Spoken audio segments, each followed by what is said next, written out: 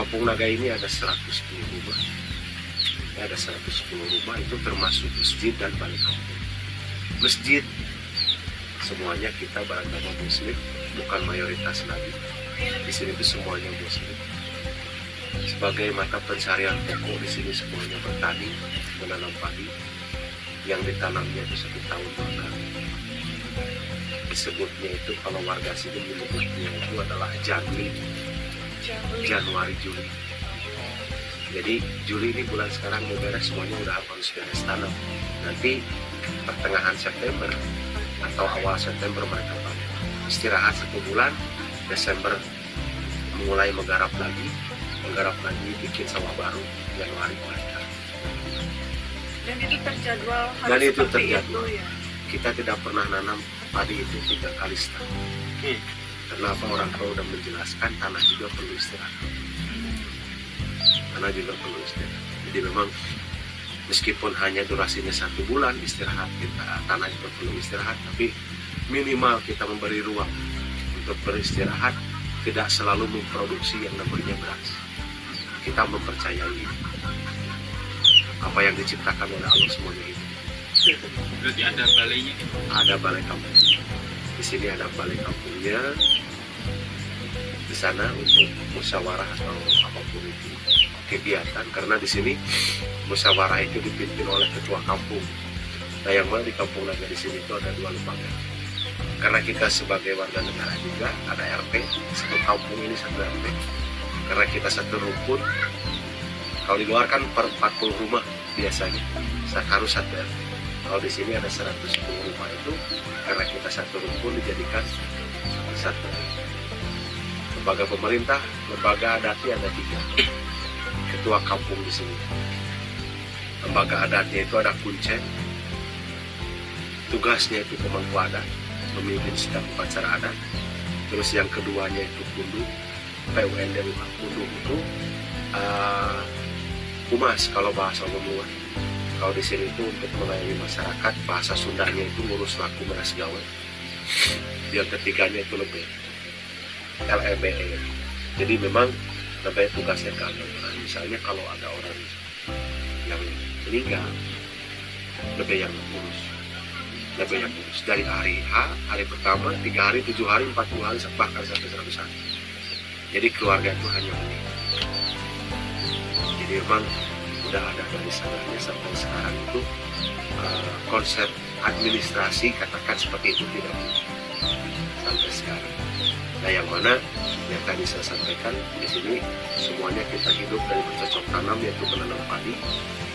Nah, di sini memang padi itu memang kita utamakan, jadikan bahan dasar pokok.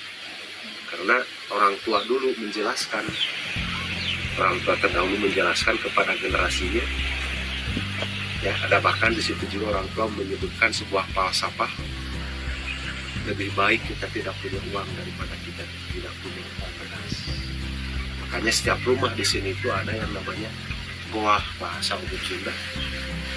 Mungkin kalau bahasa umum luarnya itu adalah lumbung padi, setiap rumah ada.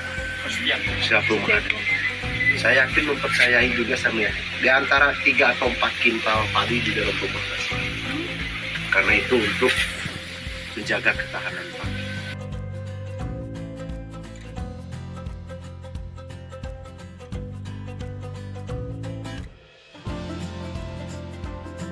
Kalau dikatakan karena kita juga mengikuti syariat Tuhan, karena kita juga beragama, yang penting kita sah secara agama.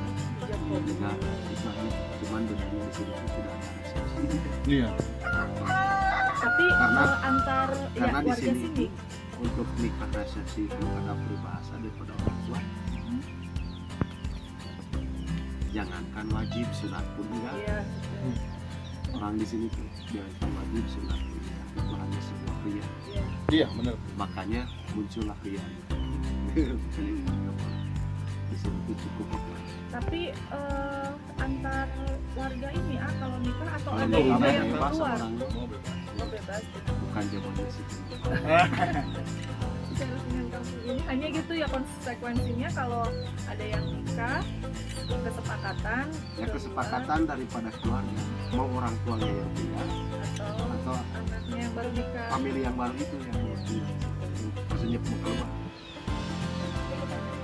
Kebanyakannya yang keluar anggota keluarga baru.